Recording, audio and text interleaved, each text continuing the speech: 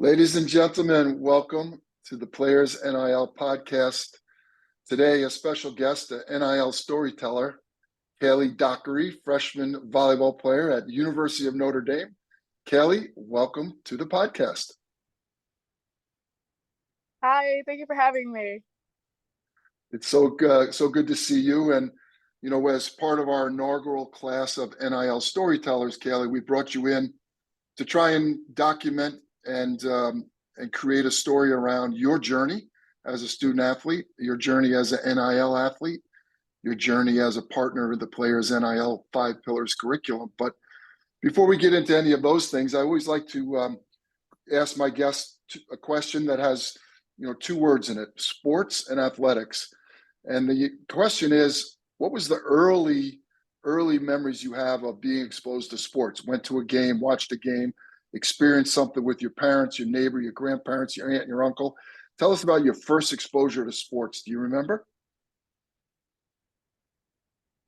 So my first exposure to sports would definitely be the little league soccer team where I was a goalie, and probably wasn't the best at my job, but it was a super fun first experience. And it was something that my parents would take my brother and I both to, and we'd be on the same team. And then whenever my brother decided he didn't want to play soccer anymore, I went along with him. He would decide he wanted to play flag football. And so I was like, you know what? Well, if you can play flag football, I'll play flag football. So that was like our next experience together, was doing that. And then we started to divide our paths on like what sports that we started playing. But it was really fun growing up, doing it with my brother, like playing t-ball, playing soccer, playing flag football, all that stuff we got to do together. And it was a super cool bonding experience that you have with your sibling. Yeah, I love that. And I love that you played flag football. That's awesome. You settled on volleyball. You settled on volleyball in college, but what other sports did you play in high school? I like to say that I tried a lot of sports growing up, and those were three of them. I also did horseback riding. I did volleyball. I ran cross country. I tried basketball. Um, I'm trying to think. I did something else, but I can't quite remember what I did. But yeah, I did dance for like 6 years of my life. I did it for so long. So I definitely, my entire life was filled with sports and absolutely loved it. Like, if I hadn't chosen to like play volleyball, I would have been perfectly happy playing a million different sports. You're a college coach's dream, a diverse athlete with lots of experiences, and it probably leads to your athleticism on the volleyball court. So at what point did you realize that, hey, I might be pretty good at this volleyball, and I might be able to use this to gain some opportunities in college? Do you remember, was there a tournament that you peaked at? Was there a recruiting letter that you got? Tell us about how the first time you realized, oh, heck, I could probably play in college. Well, my mom played in college for a smaller D1 school. And so she knew that living where I live, which is, we call it 2 hours from anywhere, I wouldn't really get the opportunity that I needed if I wanted to go play in college. And so I was automatically, she put me to this club in Atlanta so that I could get the training that I needed. And it wasn't until 4 or 5 years in the club, I think it was my 14th season before my freshman year, that I started just getting camp invites from colleges, which is all you were allowed to get at that age. And that was whenever it first hit me that like I could go play somewhere. I didn't know where, I didn't know the level of play that I could, peak at, but getting that interest from colleges that young, I knew that I still had 4 years of development and I could do it. I could go somewhere. And that was so exciting to learn and to experience. Love that. Great story. You chose the University of Notre Dame. You're a freshman there currently on the volleyball team. Tell us about your first semester in college, first season. What did you learn? What surprised you? What were you excited about? What were some of the things that you went through? Well, I would say the thing that I was most excited about was the opportunity to develop more. Whenever I was choosing my colleges and deciding where I wanted to play, I wanted somewhere where I knew I could work and get an opportunity to find myself on the court. but that it wouldn't be easy and that I would go to a school that would develop me more. I didn't want to just hit a standstill whenever I went to college and play for somewhere that I didn't feel like I was going to get better at. And so Notre Dame was the perfect match for me, honestly, with the academics that I really care about and the volleyball team and the coaching staff and the level of play in the ACC that I know that for the next 4 years, I'm going to constantly be pushed and I'm never going to like hit my limit. I'm never going to max out. I'm just going to keep getting better because that's the kind of program that they're trying to build is just a constant development of players. You impress me as a student athlete that has a curiosity for the unknown. And I don't mean, what's behind door number 3. I mean, how good can you get, right? How great can your talents, become? And with your commitment and your efforts, I'm sure that you'll get there. But what are your dreams from a volleyball standpoint, from a sports specific standpoint? What are some of the dreams and ambitions that drive you in the off season now when you have to continue to work out in college? Well, I feel like that's the easy part because you constantly just want to see what your body can do and what you're capable of. So the drive is the easier part, but thinking of yourself like 4 or 5 years down the future after college is over, I would love to play professionally. And so for me, it's not really a means to an end, like it's all over after 4 years. I would love to just keep working to where I can get that opportunity later on and find the connections to go play overseas or just further whatever volleyball path takes me, no matter what it is. I mean, I honestly just love the sport. So whether it's playing professionally or being a coach somewhere, I know that like the knowledge that I'm learning from all these great places and people is going to help me. Yeah, so that I happen to know a little bit about your personal interests, and travel is part of that. So it'd be amazing to combine your athletic interests with your personal interests. So tell us about your personal interests. What do you do off the court? I know you're into traveling. Tell us about that. Anything other hobbies or any other interests? Well, I love traveling. I got my first taste of going overseas with the volleyball club that I played for. They're one of the only volleyball clubs in the nation to actually take some girls from the club onto international trips every single year. And so I was blessed with the opportunity to be able to go to South Africa and Botswana my sophomore year. And then my senior year, I got to go to Croatia and um, Montenegro and Slovenia. And it was, oh my gosh, it literally just fueled my desire to want to just explore everywhere. Cause I was like, those are places that I never even thought about like wanting to visit. And then once I went there, it just made me realize like what every place in the world has to offer. And you don't get the same experience at, the same place at different places. So that Yeah. was what fueled love of traveling. And then also I love sketching. I wouldn't say I'm very good at it, but I like doing little cartoons. Like I can draw what I see, and I think it's a good like stress reliever to be able to do that. Like in class, it helps me focus. So I love to sketch things, and honestly, like what I was telling you earlier, I just am from such like a sports minded background that in my free time, I love to do things that require physical exertion or some sort of like sport. Like after practices last semester, I would go and shoot basketball. I rock climb.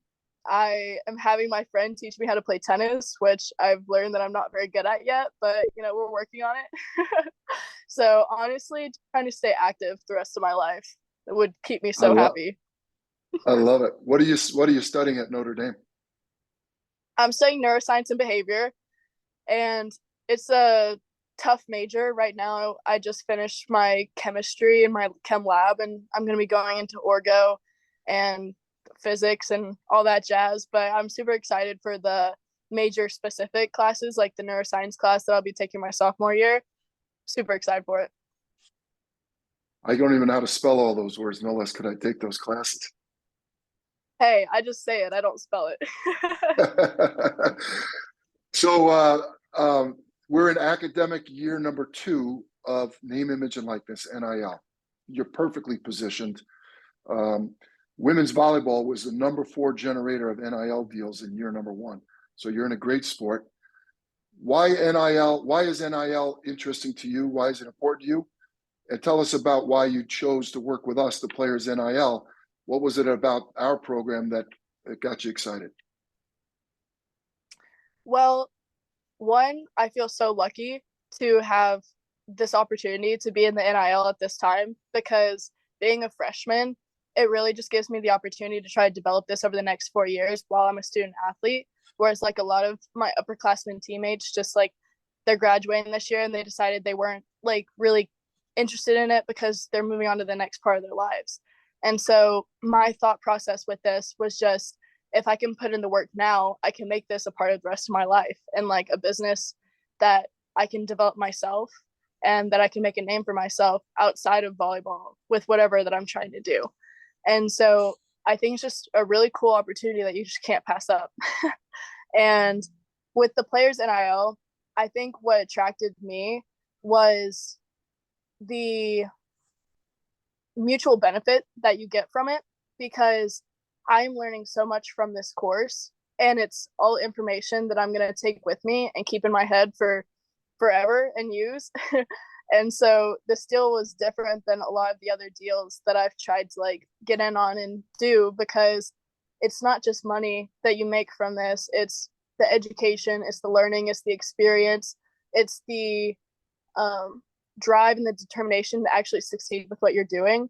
It gives me a reason to like not slack off, if that makes any sense. Like it keeps me what do you call it? Keeps me dedicated to it.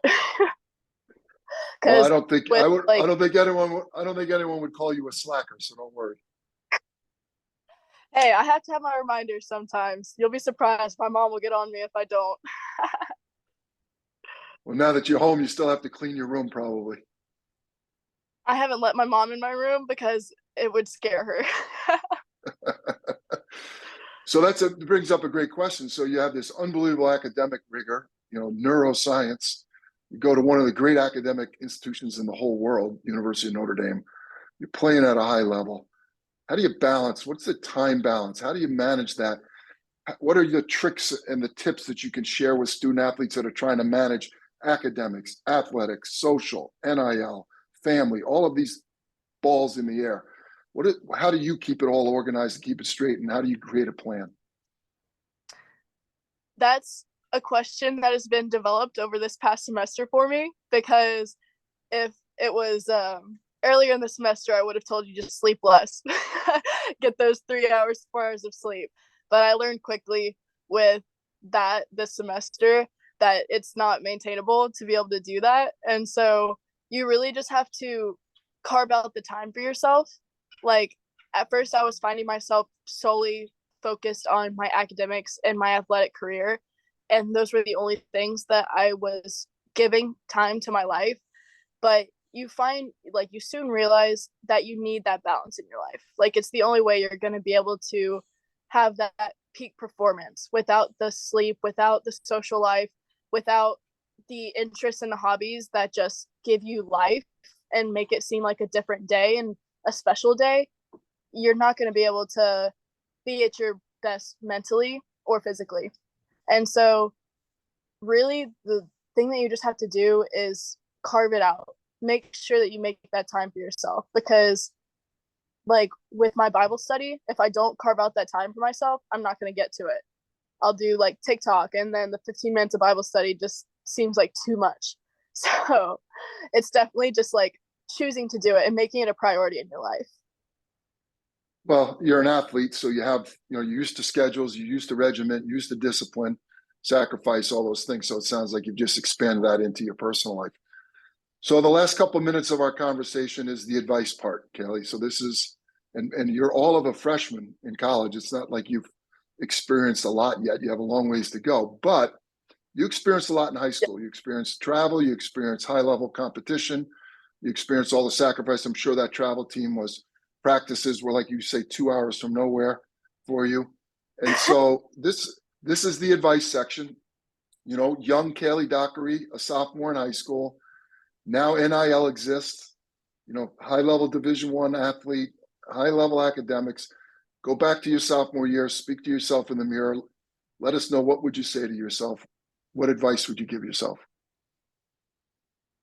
Well, if it's anything that this players NIL education has taught me, the advice would be just do it. Just jump in, dive into the course, dive into the dedication to it, because it couldn't hurt. That's like the one thing that I'll say is, with your effort, it can't hurt to try. And most, like 99% of the time, if you put in the work for it, you'll succeed in accomplishing whatever goal you have for yourself, whatever that means for your own life. It doesn't have to be the same for every person, but setting those goals for yourself really just give you something to focus on and something to like dedicate your time to. And so just sophomore me, just do it. Just jump in. Like, this is a new thing. This is a new opportunity. Nobody's really done it before in different sports. And so being a volleyball player and being a freshman this year, like, just do it. Just jump in.